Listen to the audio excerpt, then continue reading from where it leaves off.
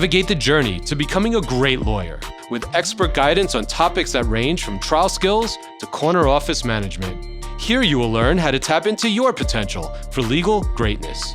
I'm Andrew Smiley, and this is The Mentor, ESQ. Hello, friends. Thank you for joining me on this Thursday. My week schedule seemed thrown off because normally we do these on Wednesdays, but thanks for joining me on this Thursday, or if you're listening on the podcast or digital library, whatever day you may be listening. Thanks for joining. Today we are going to talk about how to successfully litigate a personal injury case in federal court. As you all know, I am a primarily plaintiff's lawyer, except when it comes into the coverage world with my partner Rosa, when we get pulled into some defense stuff. However, I'm going to do my best to touch on this process in federal court from both the plaintiff side and the defense side, because as a practitioner, I've seen how it affects both sides, the plaintiff and defense. So we'll talk about that.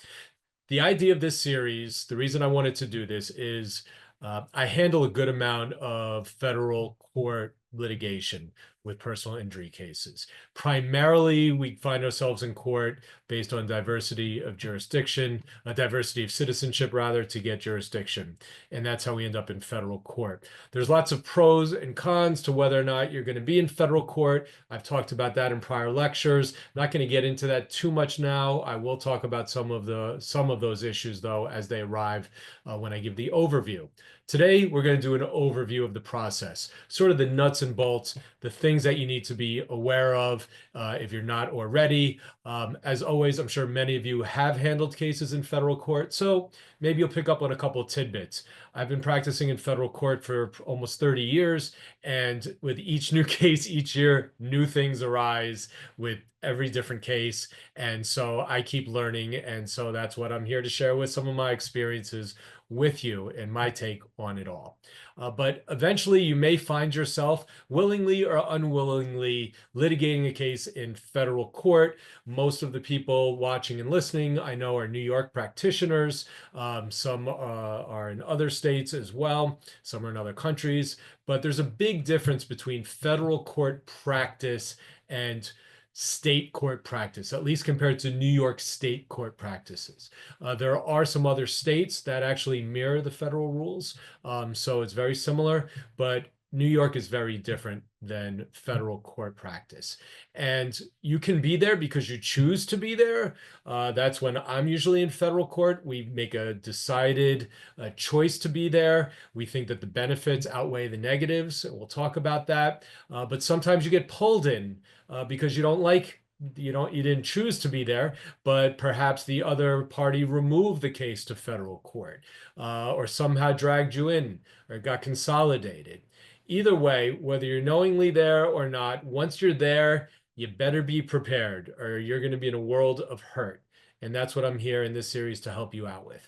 What we're going to do is today, I'm going to talk generally, give you an overview of the process, the rules, the primary things that are distinct in federal court from state court. And then we have two more parts in the months ahead. Next month, in part 2, I'm going to focus the lecture on depositions in federal court because there are some differences there. And it's one of my favorite things to talk about is handling depositions in federal court, especially expert depositions, which you don't get to do usually in state court.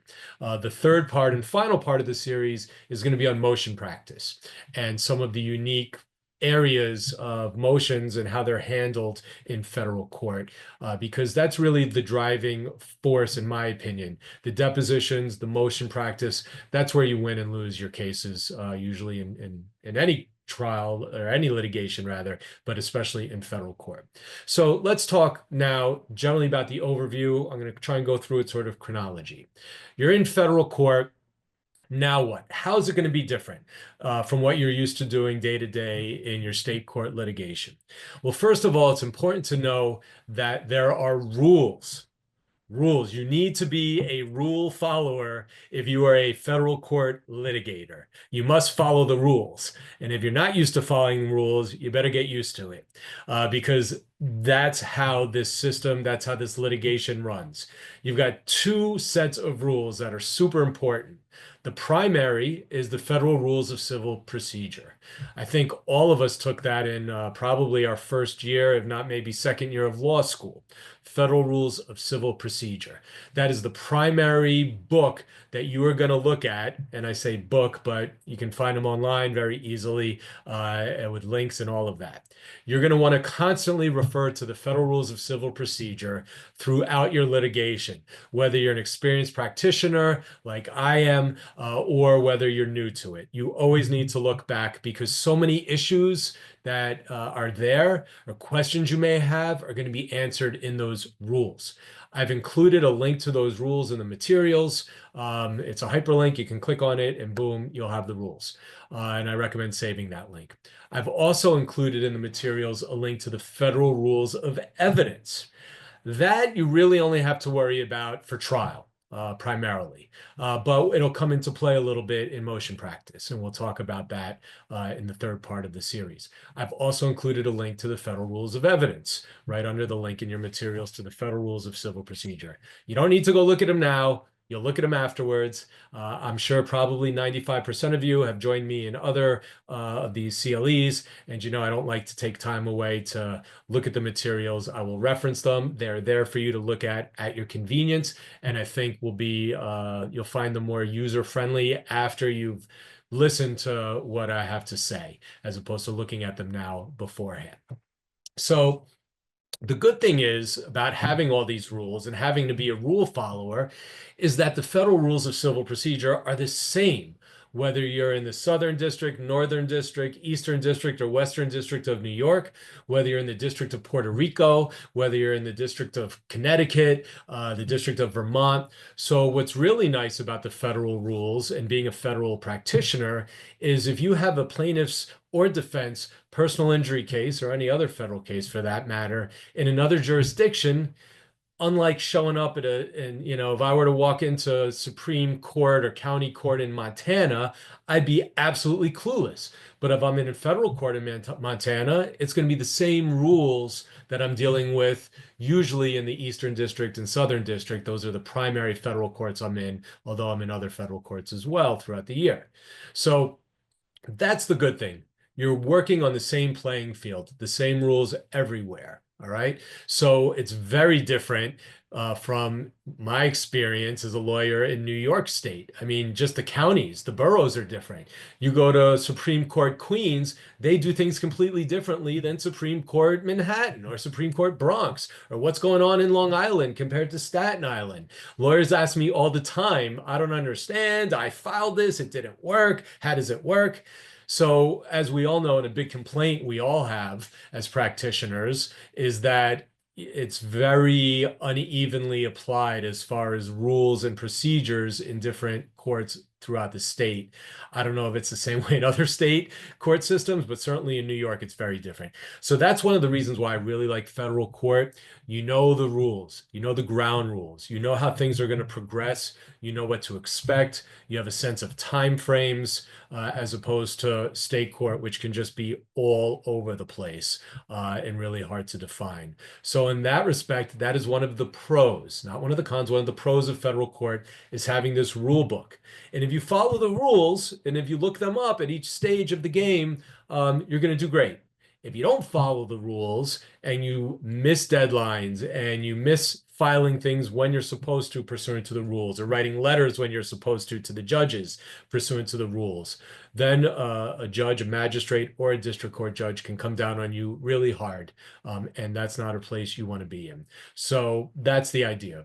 Rules are good. They give us all structure. They give us all knowledge of what to expect. And they give us power because when you know the rules and you play by the rules, and if your adversary doesn't, it's going to give you an advantage. All right. So you're going to be constantly referencing the rules throughout a litigation. And I'm going to highlight some of them today for sure, at least the important ones globally.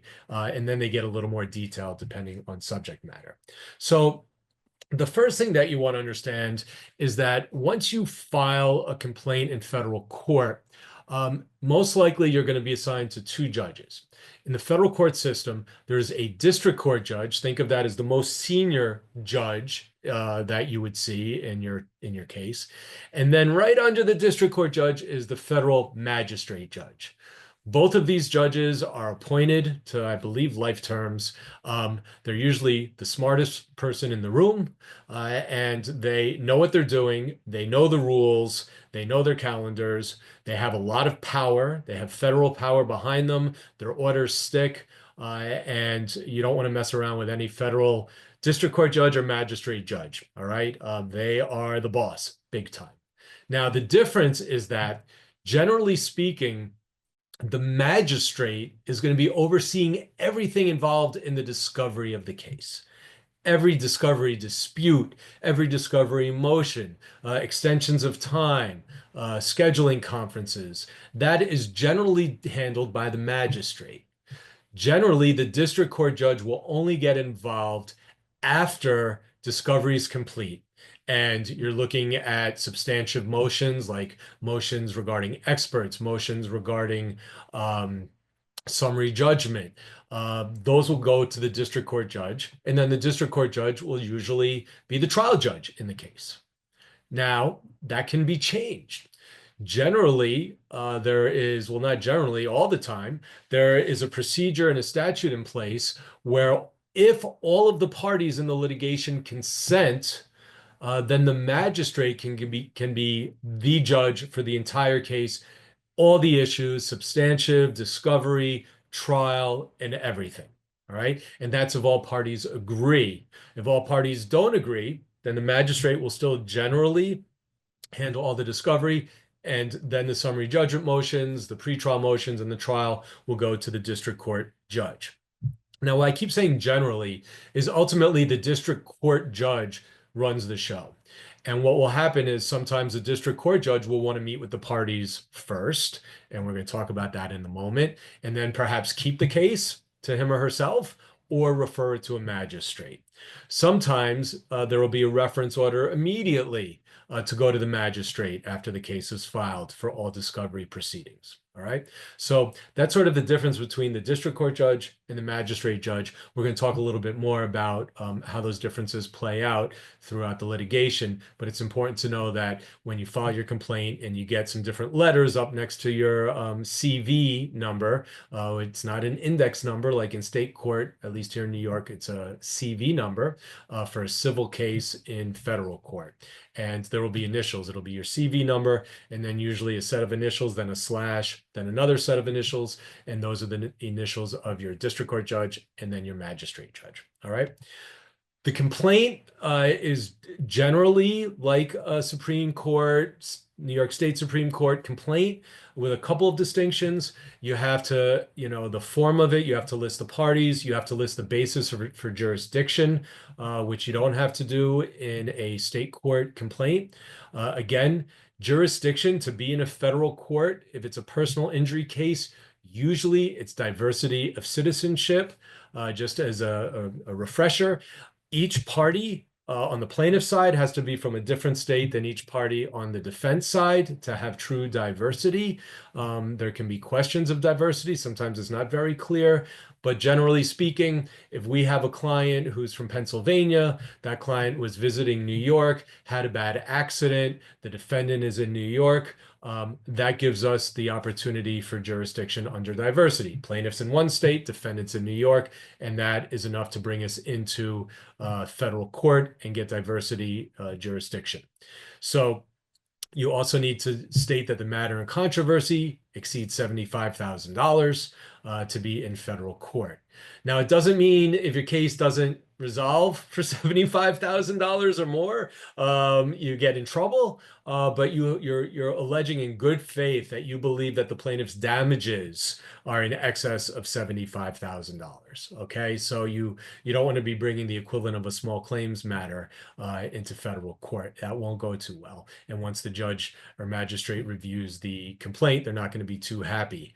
So it has to have a little substance to it. Okay. One of the types of cases we like to bring in federal court is if, let's say, that Pennsylvania plaintiff is injured in a taxi cab accident in New York. As a plaintiff's lawyer, I enjoy litigating cases against the cab companies and their carriers in federal court. It's usually a $100,000 policy that covers the jurisdiction amount, and they're going to hold the federal judges are going to hold the cab company's feet to the fire, which is usually not the case when you're litigating in state supreme trial courts here in New York.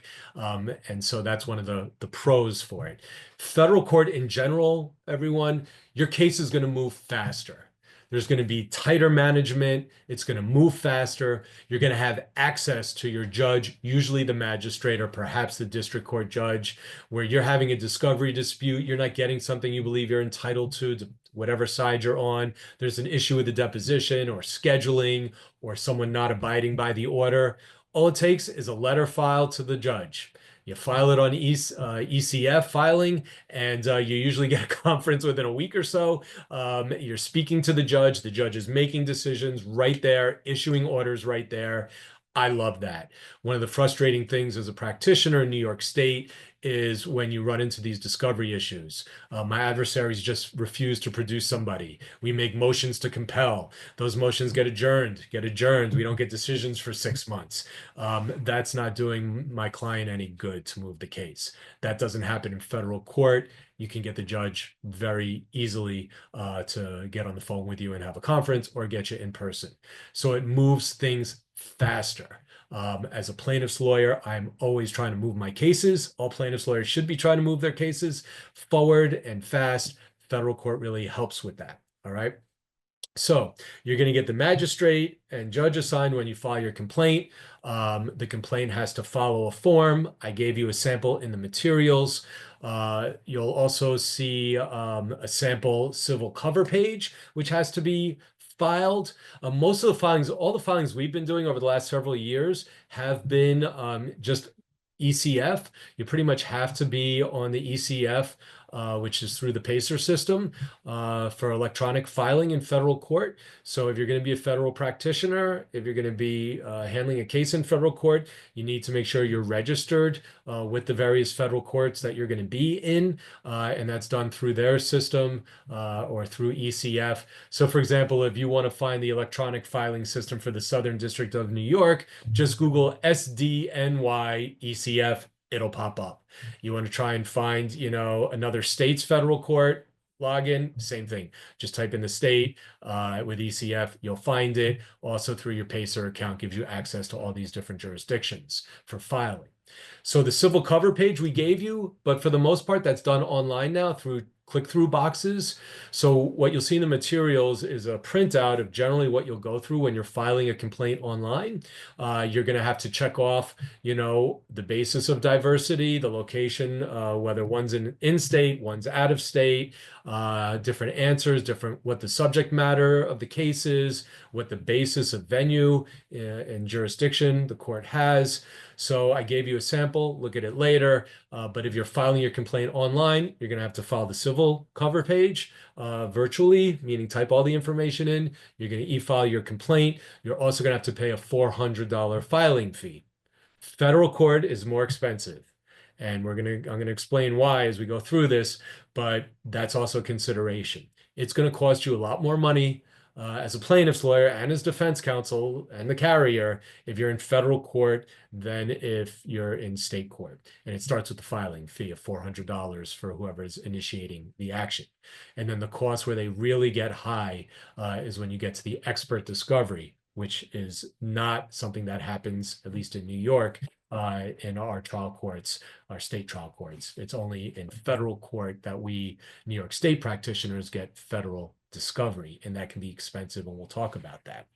So after you file everything, the next thing you need to do is, as a plaintiff, bringing an action in federal court, is you're going to have to serve it like any other complaint, and you're going to have to file an affidavit of service. Now, what's interesting is that the summons, instead of issuing it yourself, what you're going to do is you have to actually upload to the electronic system a summons form for each named defendant. And I gave you a sample of that in the materials to look at. So it'll be a form, you'll upload it, and you need to have a separate summons for each named defendant. It'll get issued by the court with the clerk's stamp on it, with the case ID stamped on it. You need that summons to serve on the defendants for proper service. That's the type of summons you have to use, the federal court summons. Now, something that's interesting that I really like that they provide in federal court, it's not in the materials, but if you just Google it, you can get a sample, is what's called a waiver of a summons. And it basically works like this. Let's say I'm suing an out-of-state defendant. Acme Corporation has a car in New York State, causes an accident, but their headquarters is in California. And I need to serve them at their headquarters. So I can hire a local process server and do it the normal way. That's fine. You give the process server the issued summons from the court, your complaint, and you give it to them to go personally serve it. But with a waiver of summons, what you can do is you can mail them. You can mail the defendant. I usually do it by Federal Express, so you have proof of it. You mail them the complaint and the summons with a waiver of summons document. And basically what that does is it allows them to accept service without you having to engage in a process server. And if they agree to accept service and save you, the plaintiff, the cost and expense and hassle of a process server, in exchange for that, they get 60 days to answer the complaint, as opposed to 21 days, which is the normal time to answer a complaint.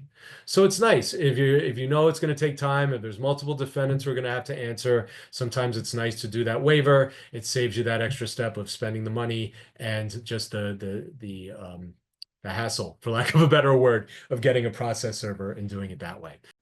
If you're joining us today via podcast, the first attendance verification code is POD 409. Again, POD 409. I looked at a couple of questions that I'll address now. I believe you all know I'll do a Q&A from 2 to 2:30. So after this 1 hour lecture, please feel free to stay on. You'll get an additional credit and we can hit all your questions then. But a couple of good questions and good points that I want to address. Michael, thanks for asking whether it's a good or bad idea to consent to a magistrate to hear everything. So here's my take on it. For the most part, unless we have a prior bad experience with the magistrate, we usually like to consent to have a magistrate. The reason for that is that the case will move faster. Magistrates generally don't have a busy trial calendar because they're only having trials with parties who consent. And they're not trying criminal defense cases. So the federal court judges are handling, criminal cases, sentencings. If you're in the Southern District, there's some serious, gang trials. There's, all kinds of crazy stuff, terrorist things going on. So, the federal judges, the district court judges have a very, very busy trial calendar. And as a civil case, you're going to be subject to all the criminal cases, and it could take you much longer to get a trial. If you agree to a magistrate, most magistrates are super happy to have a trial because they don't get a lot of them, and they're excited for it. So that's the primary driver. Since we know for the most part we're going to be dealing with the magistrate through all the discovery issues, this way they have the case the whole way through. They'll be the ones trying the case. So we generally like to consent to the magistrate, and that's the pro to it. If you choose not to, no, the magistrate doesn't know. So basically, all parties either agree or a statement is made or a stipulation or on a form that we'll talk about in a moment, the initial case management and scheduling order form, you can put the parties agree or the parties do not agree to magistrate. Magistrates don't hold it against all the parties. If you don't agree, they get it. Sometimes carriers won't agree, sometimes clients, whatever it may be. So you're not identified as the party who chose not to agree, which is good. So they don't hold it against you. So it's up to you. Thank you, Richard, for pointing out its magistrates are appointed for a renewable term of 8 years. So it is the district court judges who are given life appointments. And Robert's pointing out that you can also serve by mail under the CPLR in New York State Court. I never do that. If some people have done that and they've had success, great, go for it. And then I see some more questions came up, which I will take later on. All right, because I still have a lot more to go through. We only have a half an hour left. All right, so you filed the complaint, you've served it. The defense is now going to file an answer. Again, the answer for the most part is going to be the same type of answer where you admit, deny without sufficient knowledge and information to all, and you're going to put in all of your affirmative defenses in your answer. You also, as a defendant, have to file a Rule 7.1 statement. Rule 7, you're going to look at it, and I gave you the links. It's generally a corporate disclosure statement. If you have a corporation who's a defendant, it has to deal with whether there are parent companies, ownership of more than 10%. So if you're a defendant answering a complaint, you have to file a Rule 7.1 statement. Just make sure to look up Rule 7.1 and make sure to file that statement, and you'll be good. Once a complaint is filed and served and an answer is timely interposed, the next step, the next rule is going to be Rule 16. Rule 16 has a lot of stuff in there and primarily deals with the initial conference. So what's going to happen? Think of it as, if you're a New York State practitioner, as the PC, the preliminary conference. That's in essence what it is, but it's a lot more than a preliminary conference. So according to Rule 16, there's something in there that refers you to Rule 26. Okay, 26F says that before the Rule 16 conference, which will be automatically set, you don't file for it like in state court, how you file for a conference. There will be a conference, a notice of a conference given by the court, usually by the magistrate, sometimes the federal judge in advance, if they want to hold the initial conference. Again, that initial Rule 16 conference will be before a magistrate or before the district judge. And what will happen is, in advance of that, no less than 21 days beforehand, you and your adversaries need to meet. And you need to pull up a sample form that either the district court uses, that district judge, or the magistrate. They'll usually use the same one or one of them, or if you know who it's going to be in front, pull theirs up. And you have to go through it all, and you have to enter proposed dates in advance, similar to what some of us do with preliminary conferences, that we fill the form out and upload it. But it's going to have a lot more information in the case scheduling order. It's either known as a scheduling order or a case management order or scheduling plan or schedule or management plan. I put one in the materials for you to see. All parties need to confer. They need to try and work out these dates in advance. They need to fill in all the blanks. You'll see there's a section in there for completion of exchanging of discovery, of fact discovery, of depositions, of end dates for fact discovery, of end dates for expert discovery, which is something we don't do in our state court system. And many state courts don't have expert discovery. That's all going to be in there. Usually that's where the issue of, do you consent to the magistrate or not? That's going to be in the Rule 16 order, all right? So you are going to, usually after the filing, you'll get a notice, will show up on the docket, and everyone gets emailed. It's great. You get emails about everything through the system. You'll get notified of the conference date, and usually they'll say parties should confer pursuant to Rule 26F and use this form. Sometimes they'll even give you a link to the form. And then you'll have the conference, either in front of the district court judge or the magistrate. You'll have that form pre-filled out. So the judge will have it in front of him or herself when you're meeting. This will be in person or in Zoom, and depending on the judge. And you'll go through everything. And when it's all said and done, it'll be entered as an order. It'll be filed on the docket. and you are required to follow that order. It is not like state court where you just blow off dates in preliminary conference orders and compliance conference orders. And that's one of the pros of federal court that I like, because like many of you, I get very frustrated when I'm trying to move discovery forward and my adversary is not working with me to do it. That doesn't fly in federal court. If they blow deadlines, your adversary or you, if deadlines are blown, that could be resulting in sanctions. It can result in preclusion, which is the more dangerous one. Okay. So if you say, oh goodness, I was supposed to disclose my experts by the end of March, and you don't, and you didn't get an extension, and you don't disclose your experts, there's a very good chance that you can be precluded, period, from putting an expert on at trial. So these deadlines are very serious. You need to put them in every calendar and every diary you have, and you need to make sure to comply with it. That being said, most judges are willing to move the goalposts if all parties are in agreement. Okay. They understand that issues come up. So if you're having trouble scheduling in good faith, a witness passed away, or something's going on, or one of the attorneys has been stuck on trial for several months, then well before that deadline extends, at least a few weeks, you don't want to do it at the last minute. That could be dangerous. You want to be safe. You need to file a joint letter requesting an extension and proposing a shift in all of the dates. And then you resubmit that, you propose a new order, and usually the courts will grant it.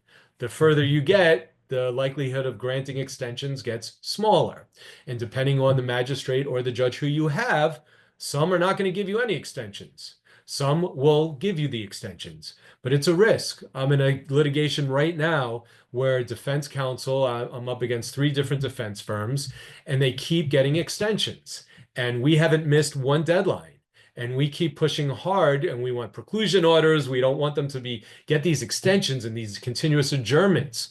And the magistrate keeps giving them to them.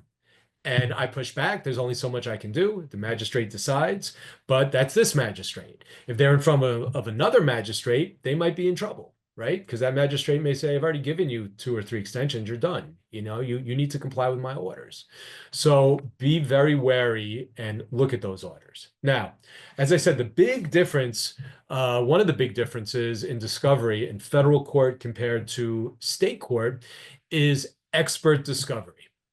And this is something you want to think very hard about when you're making a decision if you are a plaintiff or a party looking to commence an action in federal court that you could also choose and bring in state court. In New York State and in many state courts, there is no expert discovery. If I bring a case in New York State Supreme Court, which for those of you not in New York, when I say Supreme, I'm referring to our trial level court. Our highest court in the state is the New York State Court of Appeals. Our Supreme Courts throughout the state are our trial level courts. So in New York State Supreme Court, I'm not going to get to take the deposition of my defendant's experts, ever. Unless there's an extremely good reason, unless there's some type of hearing, like a Fry hearing, I'm not going to get into now, but it is not the normal practice. And unless a good cause or a court order is provided, you are not going to get to question your adversary's expert in New York State Supreme Courts. You do not need to provide an expert report before trial. All you need to do is comply with CPLR Rule 3101D1, which is the civil practice rule in New York State for disclosure of experts, where you give their name, you give what they're going to testify to. I've talked about this in other lectures, and that can be done much, much closer to trial. Within a month before trial, it's often done, and sometimes even closer. So it's more of trial by surprise in state court when it comes to experts. In federal court, it is full-blown expert discovery. And this is what that means. Under the rules, there will be deadlines. There's going to be a deadline for disclosing experts. And that deadline, usually the plaintiff discloses first, and usually 30 days thereafter, the defendants disclose their experts. The rules regarding expert disclosure are governed by Federal Rule 26A2. And under that federal rule, it says expert disclosures, and it tells you exactly what you have to provide. So when you're ready to do your expert disclosures, you have that date immediately. You've marked it on your calendar when you come back with that order, the case management plan, and you make sure, all right, we've got 3 months or 4 months until we're going to have to disclose our experts. You better get working. You're going to need to retain an expert. You're going to need to have the expert review everything. You are going to have to disclose a report from any retained expert. What does that mean cost-wise? It means you can't wait and see how the case is going until closer to trial to decide whether you need to get an expert or not, or spend the money or not. You're committed in federal court. You're getting that expert. You're going to retain the expert. You're going to pay the expert to review the materials, to do any testing if that's involved, to do any examinations if that's involved. That includes IMEs, evaluations. You're going to have the report exchanged pursuant to Federal Rule 26A2. You're going to have to exchange the curriculum vitae. You're going to have to exchange a fee schedule, and you're going to have to exchange the last 4 years of testimony at a deposition or at trial of that expert. So the report, fee schedule, CV, trial testimony with an actual expert disclosure on top, spelling out what's attached and what the expert is generally going to testify to, that all needs to be disclosed. So in any kind of product liability case, medical malpractice case, accident case where you have multiple experts, damages and liability experts, these are both. So it is not uncommon in my cases. In fact, it's most common when I'm litigating one of my cases in a personal injury case in federal court. I'm disclosing my liability expert. I'm disclosing my medical experts. If it's a treating physician and you're only calling the treating physician, then you do not need to give a report. Look at Rule 26. You do not need to disclose a report for a treating physician, but you do need to identify that you will be calling them as a witness at the time of trial. All right. That'll be in your Rule 26 disclosures, which we'll talk about in a moment. But in federal court, like I said, liability, damages, if you have a life care planning expert, a vocational expert, an economist, you name it, they all have to be disclosed. You have to hire and pay them all. You have to exchange all the reports. That's for the plaintiff and for the defense. If you don't get those disclosures in timely under the deadlines, you can be precluded from calling an expert at trial. Then, after those reports are exchanged, there's going to be deposition deadlines for expert depositions. Okay, so then you need to produce your experts for a deposition, and the other side needs to produce theirs. And you get to take everybody's depositions, all the experts. Those have to be paid for. While it's not in the rules, the normal practice is that the party requesting the expert's deposition pays for that expert's time. They don't need to do it for free.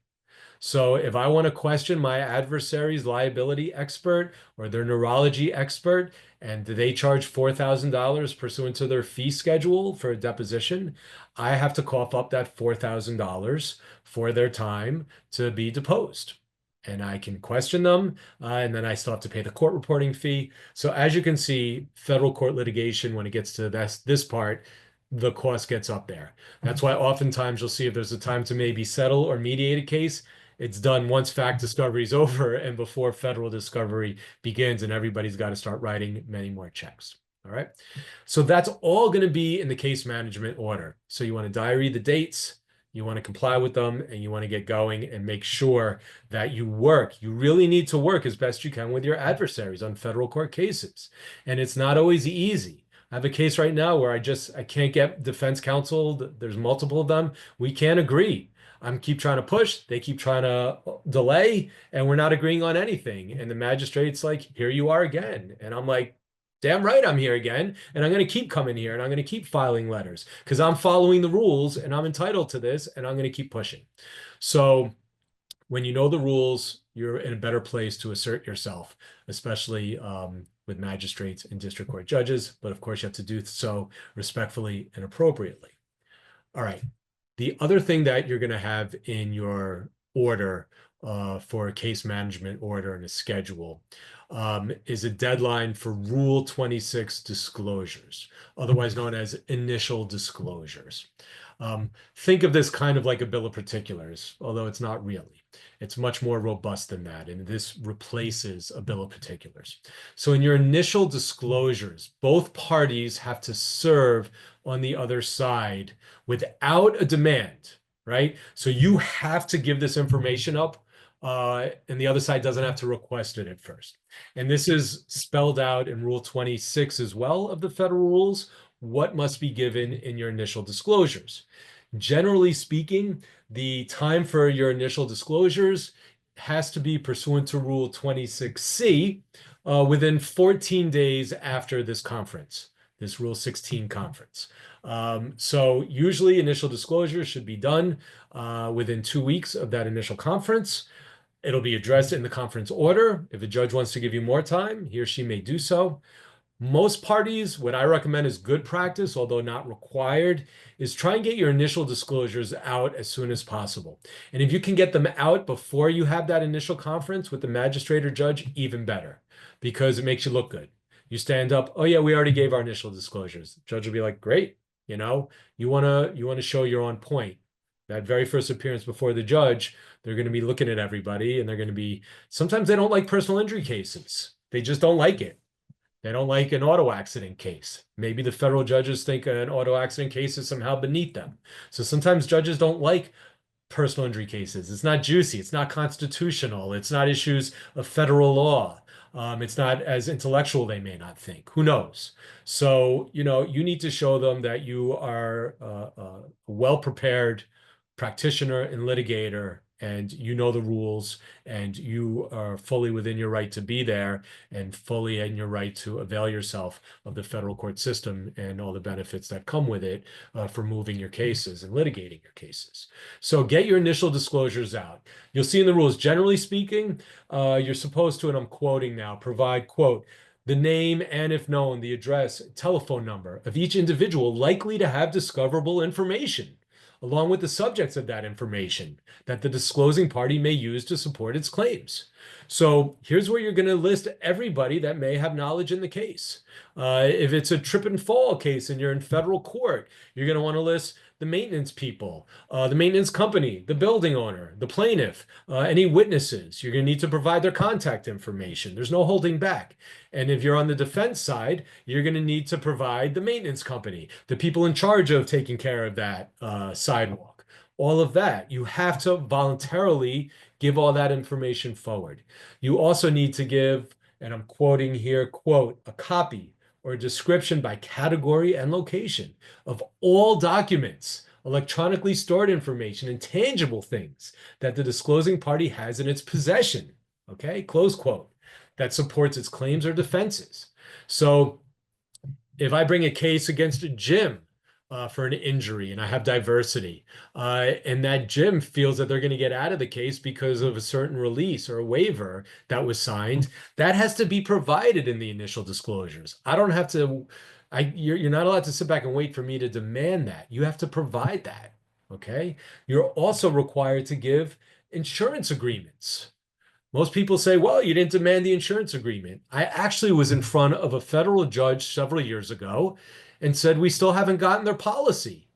And he says, well, what case law do you have that says that they have to give you their entire policy? I said, Your Honor, it's right in the federal rules, 26. I'm reading it. All insurance agreements. Oh, yes, you're right, counsel. Sorry. Yeah, defendant, give it to him. So these are things that have to be voluntarily given before they're asked for.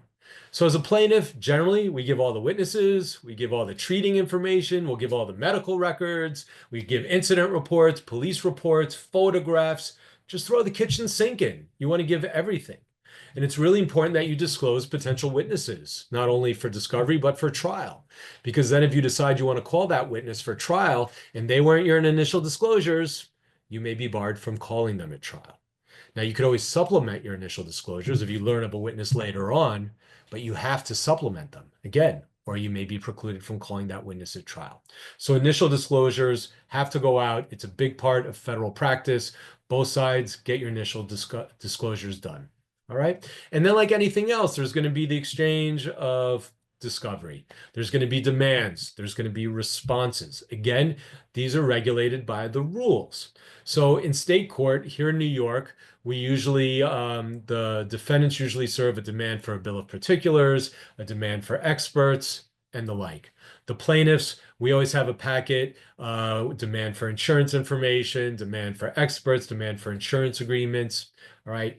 The way that you will use these types of demands is instead of calling them a demand for discovery or a notice of discovery and inspection or omnibus demands or whatever you may have, these are going to be called requests for production of documents pursuant to Rule 34. Rule 34 covers documentary discovery. All right. So I also gave you a sample in the materials. And I think the sample in your materials, as well as the complaint, was a case we had against a car share company. All the plaintiff and defendant's names have been redacted, but we gave you a pretty robust set of demands for production of documents under Rule 34. So you'll see those in there. You can also use interrogatories. That's Rule 33. And you can still have a deposition. So some state court practitioners may know that interrogatories may be in lieu of taking an actual deposition under oath. In federal court, you could submit interrogatories and you can also take depositions. Interrogatories are more questions that you want answers to. Production of documents is asking them to produce things. So interrogatories, Rule 33. Production of documents, Rule 34. Notices for a deposition. The next month, in part two, we'll be talking about depositions, and I'm going to talk more about notices. But Rule 30 governs those notices. We're going to talk about Rule 30B depositions. There are sort of what I'd call the regular deposition of a fact witness, or even an expert witness, someone who has knowledge of something, and you want to pick their brain. There's also something called Rule 30B-6, which is when you are asking a corporate entity to provide a witness with knowledge of specific items, and you list those in your notice. We'll talk about this next month, but that's what you would do in lieu of a state practice notice of deposition. It would be a Rule 30 notice for that particular witness. So you want to make sure that you serve that. All right, so you're going to serve your answers, you're going to serve your demands, you're going to serve them pursuant to the rules, you're going to make sure that you provide responses timely pursuant to the rules, so follow the rules for the exchange of discovery. Now, the nice thing is, as I said, is when you're doing discovery in federal court, you have a magistrate, sometimes a federal judge, but you have the magistrate most often available. So you do not need to make a motion to compel discovery. Those are rarely seen because usually what I will do if we're not getting something that we want, whether it be a timely deposition or certain documents, I'll just file a letter with the court saying they haven't provided this pursuant to this court's order. It was due by this date. I've demanded it as well. The time has run. They failed to provide a response, and we'd ask for a conference with this court to address this issue. Usually within a day or two thereafter, you will get notified by the court. They may, oh, and you have to always say that you confer. Federal court's very big on conferring with your adversaries before you go to them. So you could say, I've conferred, we are unable to reach a resolution, and we need the court's assistance. Usually within a day or two, the court will either set a conference for in the next week or so that you can dial into, usually a phone conference to address it, or they may ask the other party to submit a letter to address why this hasn't been produced. And then maybe from there, set up a conference. Any which way you do it, if you bring it to the judge's attention, you will get action and you will get timely action. And you usually don't have to file discovery motions. It's very rare that you have to file discovery motions, except in unique situations. But as we all know, you could be filing a motion in Supreme Court of New York and good luck. We don't know if it's going to get assigned, who it's going to get assigned, if it's going to be responded to, or how long it's going to take. So that's one of the pros. It's really nice. And then you proceed through all of this discovery. You're going to handle these depositions. Again, if issues come up during the depositions, you can call for rulings and usually get them quickly. But you better be smart about it. If you're directing a witness not to answer in a deposition, and the federal judge gets on the line, you better have a real good reason. That stuff you can get away with these kinds of gamesmanship in state court, but you can't get away with it in federal court. But you'll get your discovery, you'll get your expert discovery done, you'll get your depositions done, typically the same way. Okay, there's no big surprises. What I'm going to talk about next month in depositions is really deposing experts, and Dalbert and setting up for preclusion and all of that and setting up for motions. But otherwise, taking of the deposition is generally the same. The steps are generally the same. Basically, anything goes in a deposition unless it affects some type of privilege or it's truly harassment or completely out of line. So otherwise, you make your objection and the witness has to answer it. All right, that's how it works. Now, once you get towards the end of discovery, that's usually if a magistrate is involved and they weren't consented, there was no consent to have them handle the whole case. Usually that's then where you're going to get involved with the district court judge, because now the discovery is done. It's now times for pretrial motions. And usually you'll have a conference with the federal court judge and the district judge who's going to try the case. And if it's a magistrate, they'll have a pretrial conference as well and talk about timeliness for disclosures, exhibits, trial scheduling, pretrial motions, all of that sort of stuff. And again, you got to follow the rules. Now, speaking of rules, as you likely know, judges have their own rules.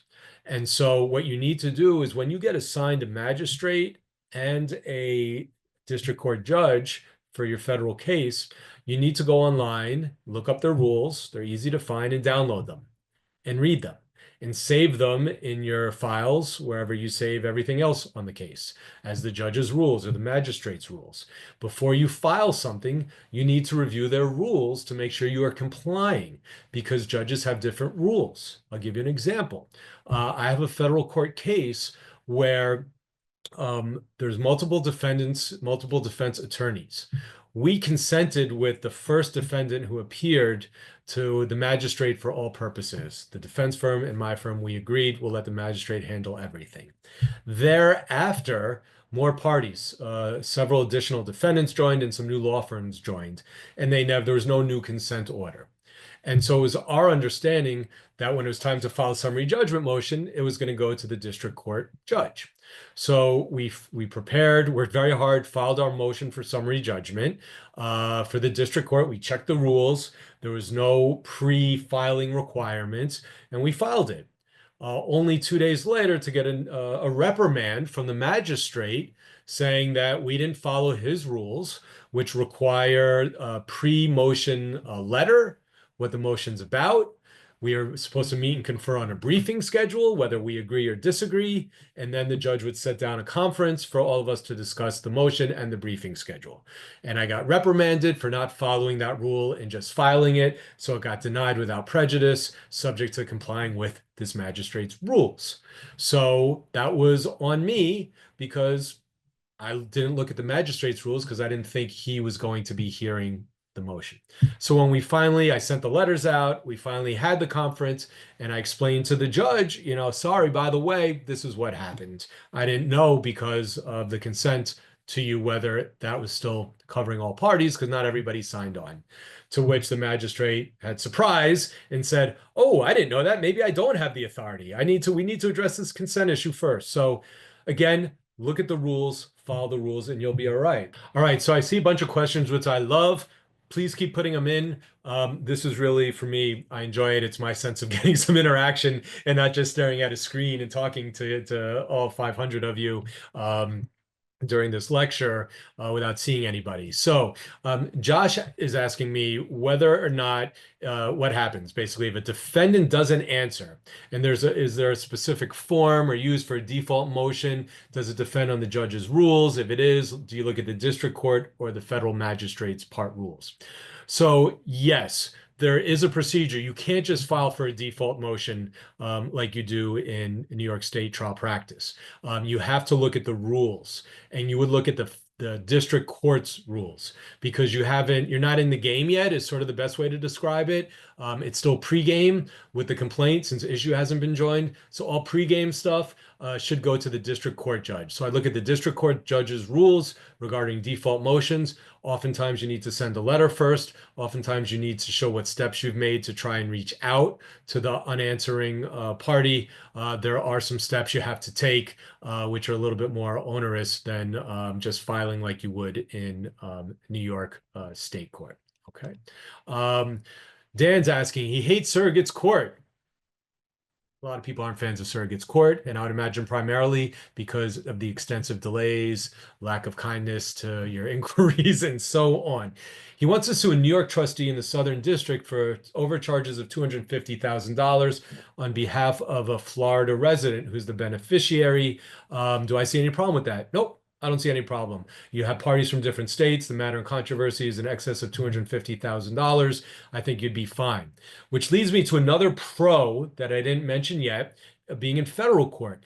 Federal courts have concurrent jurisdiction and equal and above, in my opinion, your state surrogate courts. What I mean by that is if I bring a wrongful death case, which I do often in federal court, we can ask that federal court judge to sign off on a wrongful death compromise order, and they'll usually sign it forthwith. Much bigger difference than in state practice, where it could take 6 months to a year or so to get a wrongful death compromise order. So that's a factor to consider. If you're bringing a case and you have a wrongful death case, you're going to get that case wrapped up at the end much faster. Also, infant compromise orders they can handle. So federal judges can handle all surrogate matters and all of that. So if you have a guardian, I had a very heavy case in federal court where our client was brain injured to the extent that he couldn't manage his own affairs. Prior to the litigation, a family member was appointed as the guardian, even though my client lived in New York and the defendants were in New York. Because the guardian was out of state, I was able to bring it into federal court. And just an interesting side note, in the Southern District, many of you have heard of a very prominent judge, Judge Hellerstein. Judge Hellerstein immediately reviewed the filing of the complaint. It was concerned that we may or may not have adequate diversity jurisdiction because of our guardian being in a different state where the injured party was in New York. And he wanted us to brief it and have a conference with him. And he brought us in and we explained it and he felt comfortable. He said, I don't want to have this whole case go to trial and everything else and find we didn't have subject matter jurisdiction because then it's for naught. So Dan, you should be fine. All right. Theodore says he would never consent to a magistrate without prior experience with the magistrate. There's a big discrepancy between magistrates. They had one in New Jersey who was a big problem with lots of issues, sexist, homophobic, all of that. So yeah, if you know, do your homework. Do your homework before consenting. If it seems like this is someone who is not getting good reviews, then stay away and don't consent. Okay, but I've had some awesome magistrates that I'd love to have again. So, you know, if they pop up, I'm all in to sign up with them. So it depends. All right. Thank you, Theodore. John is saying, am I correct that the magistrate's decision is reviewable by the district court judge, even if the parties consent to trial by the magistrate? Great question, John. So my understanding of the law is as follows. If you submit a motion to the magistrate, whatever that motion may be, without the consent for that magistrate amongst all parties to have full jurisdiction, then the magistrate's decision is ultimately can be referred to the district court to rubber stamp or to approve or not approve. It's a recommendation. And there is, in essence, that's sort of the procedure. You can go above the magistrate to the district court judge. If, however, you've agreed on consent that all matters can proceed before the magistrate, then the district court judge is out of there, not even in the ballpark, following my analogy. So if in a case where the magistrate's been agreed to, you file a summary judgment motion, they deny your summary judgment motion, you want to appeal, you're going to the Circuit Court of Appeals. That's how that works. Okay. Julia is saying, do the same rules regarding experts apply in bankruptcy court? I believe they do. Bankruptcy court's federal court. Again, I would look at the rules, but I do believe that there's expert discovery in bankruptcy court. I don't handle bankruptcy matters, so if someone does and I'm wrong, as you all probably know, I don't profess to know everything. I just share what I do know or think I know. So please let me know. But I think it'll be the same in bankruptcy court. If you're joining us via podcast, today's second attendance verification code is POD 617. That's POD 617. All right, Howard, early jury demand requirements. So yes, you need to file a demand for a jury. That's going to be in the civil cover page. So you need to file for that. Although these days, a lot of crazy things going on with jurors, in my experience, making bench trials look not that much worse for sure. I'm curious what all of you think about that concept. All right, Steve, is the plaintiff's treating doctor allowed to testify to causation and prognosis if disclosed without a narrative report and prognosis, permanency, et cetera, not spelled out in his or her records? So that's a great question. It's not an uncommon question. There's actually a lot of case law out there on it, which I suggest, and my disclaimer is read the cases on it to decide how to go. My practice, which I think is sort of the safest course, is what I will do is I will say they are not a retained expert. However, we are disclosing them as an expert, as a treating witness, a treating physician, not a retained expert. We've given you the records. And our position is that this witness will testify in accordance with the records that we provided and the authorization you gave. And this expert is expected to comment on causation, prognosis, and permanency. That's generally all you need to do. Now, that being said, they can and often will subpoena the treating physician and take their deposition and see what they've got to say. All right. So you're not required to produce them as a retained expert and give the fee schedule and give the report and all of that, but you are required to give notice that you intend on calling the treating physician with a little blurb. And in that blurb, just say that you anticipate them to testify in accordance with all of causation, prognosis, and permanency. Then it goes to your adversary to decide whether they want to take the steps to subpoena that treating physician or not. All right, Peter, aren't interrogatories strongly disfavored in the Southern District? I've never had a problem with it. We've submitted interrogatories quite a bit in the Southern District, and I've never run into an issue. So I haven't found that. All right, Ted is asking, don't forget about a jury demand when initiating pleading, be it in the complaint or answer. We touched on that. Definitely putting your demand for a jury. Greg is asking me, have you faced any challenges where you feel a federal judge looks down upon plaintiff injury cases and may be defense friendly? You know what? I haven't. Even though I did say earlier that sometimes they do, it's more of a sense, is probably the best way I can say it. More of you get a sense of them being annoyed.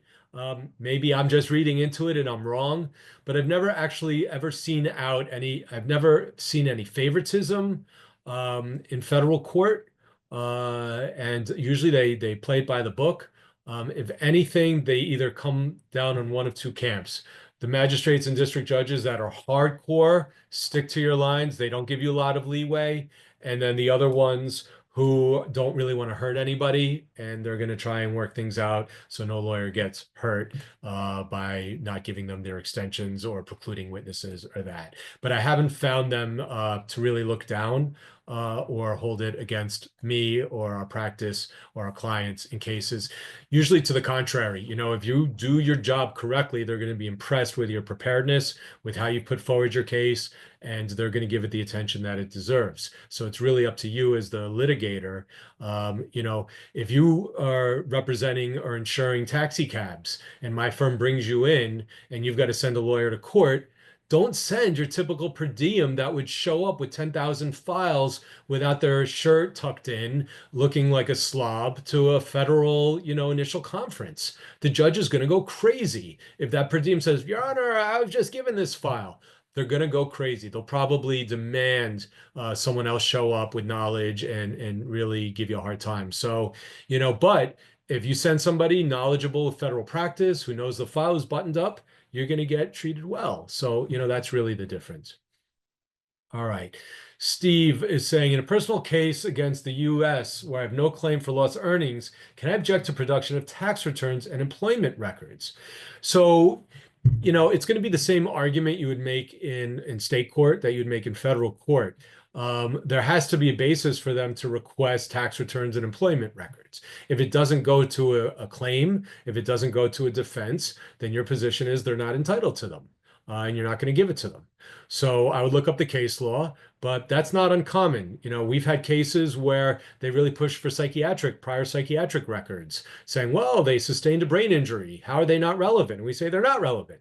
And you need to prove they are. And the courts are very protective of releasing those records.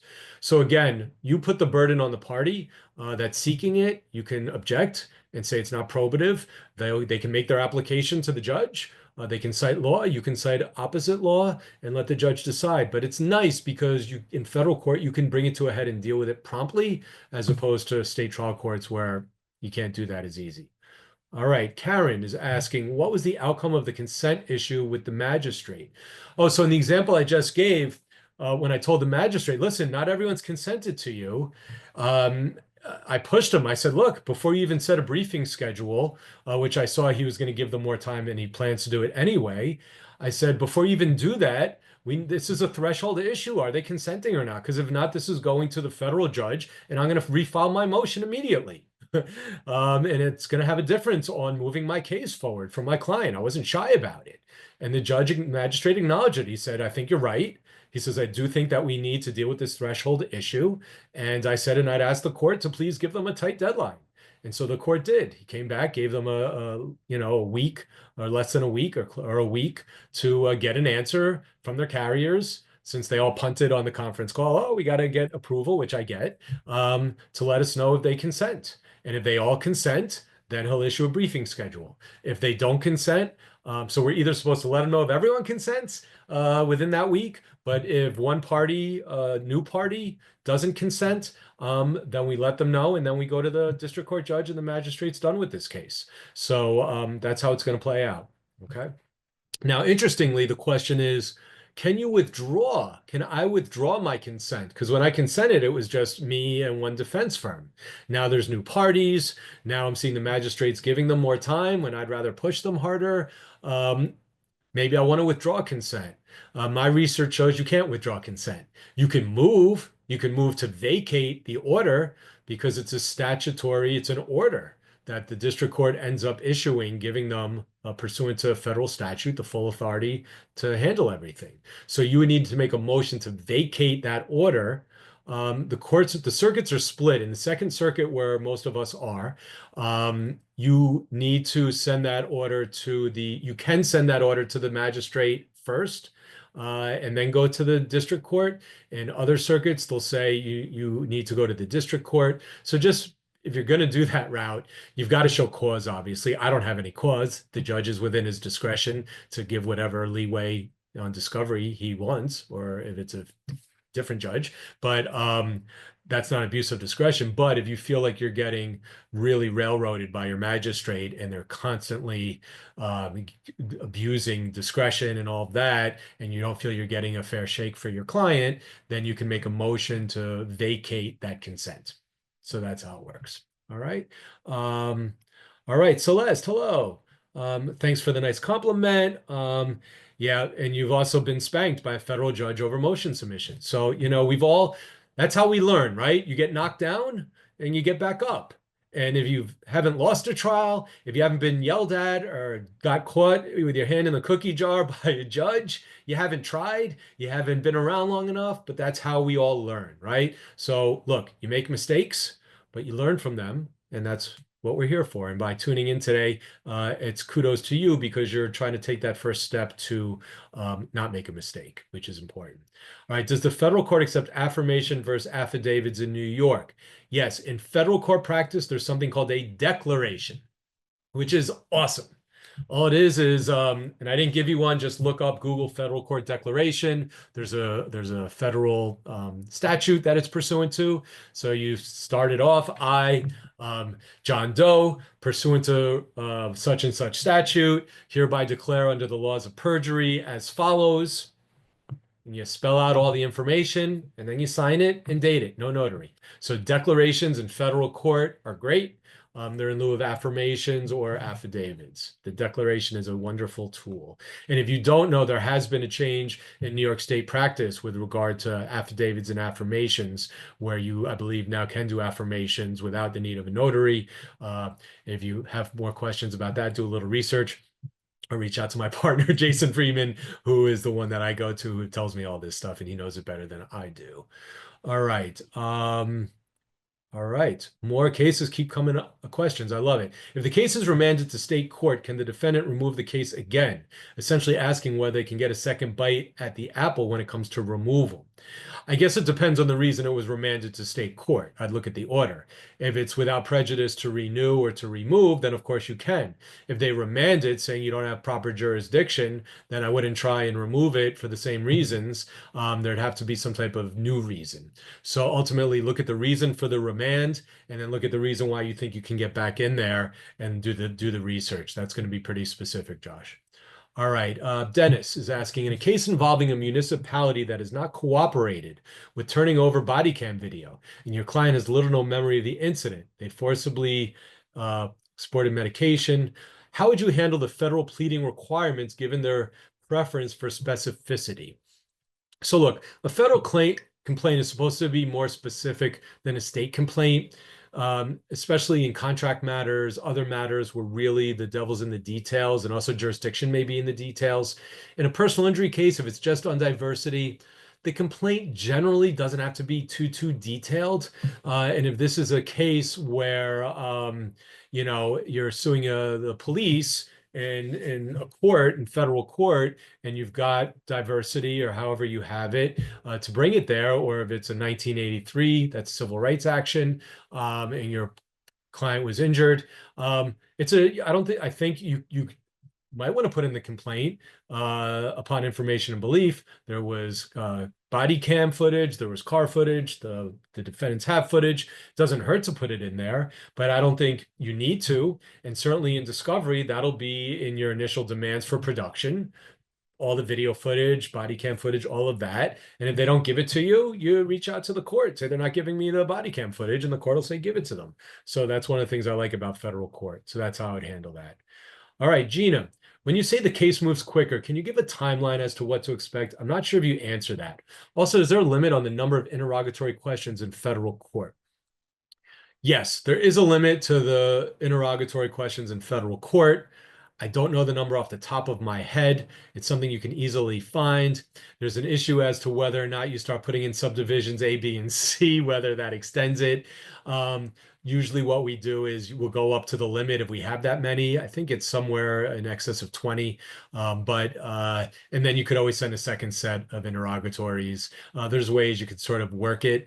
But generally, you shouldn't need to ask that many interrogatories. You're going to get a deposition as well. You can request documents, but there is, to answer your question, a limit. So I would suggest that you look that up. Now, as far as timeline, so here's what I mean by moves quicker. I had a case I've spoken about, a fire case. This was the one where my client was brain injured and his guardian was in Pennsylvania. So I had to decide. My client was in the Bronx, and it happened in the Bronx. I could have brought this very big damages case. He had burns all over his body, brain injured. I could have brought the case in the Bronx Supreme or the Southern District of New York. And there's a big question as to which should I do. And I knew the potential defendants. I don't need to name all of them, but they were big entities, big corporations, and I knew the upside of bringing it in the Bronx is that I could probably get $1 billion verdict, because the venue, for those of you who don't know, in the Bronx is very friendly for plaintiffs, and I'm sure I could have gotten a very big jury. One of the downsides of being in the Bronx is if I'm not getting the discovery I need, I'm gonna have to file a motion, and the case can go into the abyss for years. And then once I file that I'm ready for trial, I have to wait years. And my concern was that although we could have a good jury, at the end of the day, it may take us 5, 6 years to get there. Federal court, because I knew there was a chance for obstructing us and not giving us a lot of important discovery we need. Certain records, certain fire records, certain smoke detector installation records, certain all kinds of stuff. So sure enough, I made the decision with my client's guardian, the pros and cons, and we said, let's do the Southern District. And sure enough, the parties, the defendants were really pulling back on giving us things. They were trying to delay things. They kept wanting to move the goalposts, and this magistrate wasn't letting it happen. And so that case from beginning to, and we got it settled at a mediation right before expert discovery. So that case got settled, I think, probably within 2 years. And during that time, we had robust discovery, fact discovery. We did inspections with experts of the smoke detectors, of the premises. They wanted to delay all of these inspections. It wasn't good for them or this party. And the judge was like, no, I want this done by the end of next month. And it got done. So ultimately, by getting all this discovery timely, it got the case to move quicker and be resolved within 2 years. I can't give you a specific timeline. I mean, you can look in the materials and see the sample case management order. I gave you a sample judge's rules as well to give you an idea of what it looks like. But generally speaking, I would think that a year to a year and a half, you should get through with most of your discovery unless there's some real reasons for delaying it. And then if you're on with a magistrate, you could have a trial within 2 years in federal court. If you're with a district court judge, you might have to wait a year for another trial. But I'd be very surprised. Of course, there's exceptions. Of course, you do have federal judges who don't issue decisions on summary judgment motions for 6, 7, 8 months, but you have others who will issue those decisions within a month or weeks, depending on the issue. So depending on the complexity of your case, that's going to change. So I can't give you an exact timeline, but it will definitely move faster. I can tell you that. Okay. Matthew, using federal court also is simpler to enforce a judgment out of state. That's good. All that is needed to obtain the clerk's certificate, and it can be filed without having to make a motion. That's another benefit. Thanks, Matthew. Matthew Kaufman does a lot of federal court practice, so I appreciate your insight.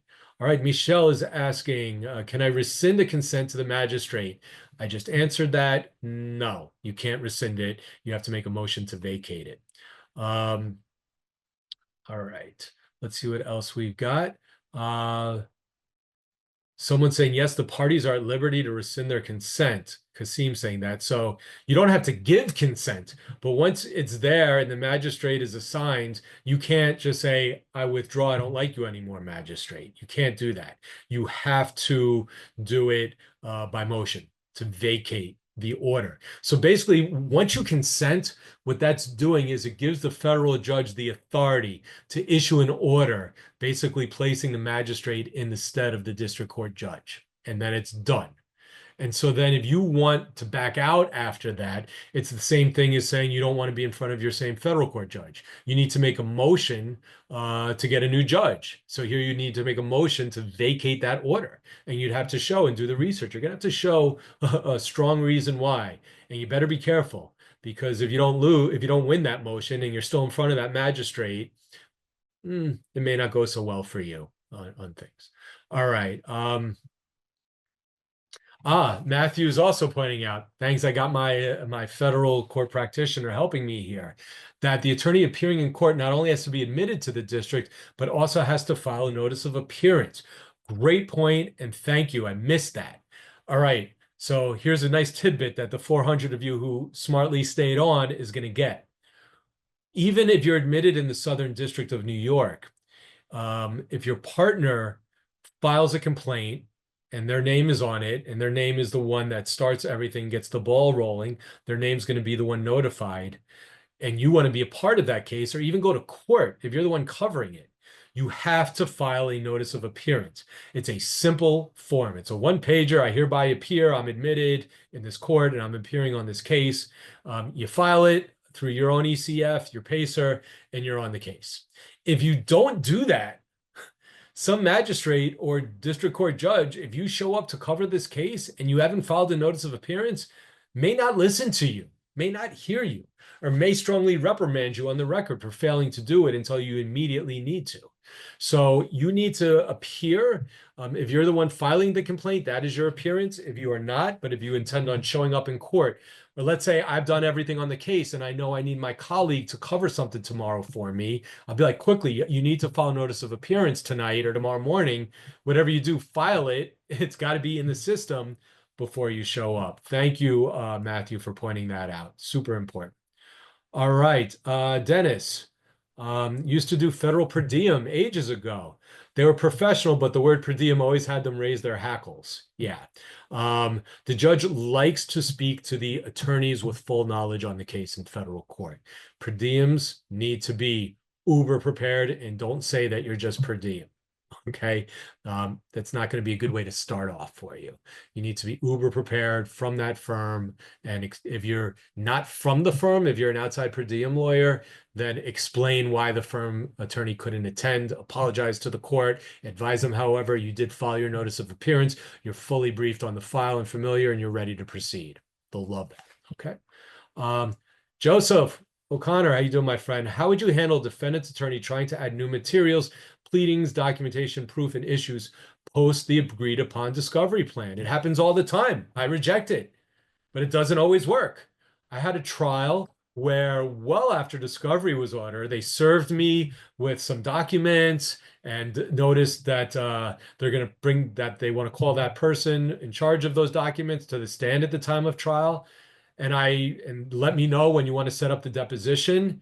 And I was like, no. I said, you're 6 months out of the close. You can't start giving me discovery now. I'm going to object, and I'm going to object come the time of trial. Well, guess what? We show up at the time of trial, and they're intending on calling this witness, and I stand up and I tell the judge, yeah, they disclosed it late without leave from the court, and I objected then. I'm objecting now. They gave no good faith basis, and they were too late. What does the judge do? What do you think the judge did? The judge let the witness go on the stand. I think by this point, it was a pretty long trial. The judge knew that I'd probably be able to handle cross-examining this witness, and figured why create any potential trial error on appeal. So that's why. But if I would push back and object really hard. If they start serving you with the stuff afterwards, at the very least, you're going to be entitled to get a deposition of that witness. You're going to be able to get information that comes from that. And what you do is you send a letter to the court.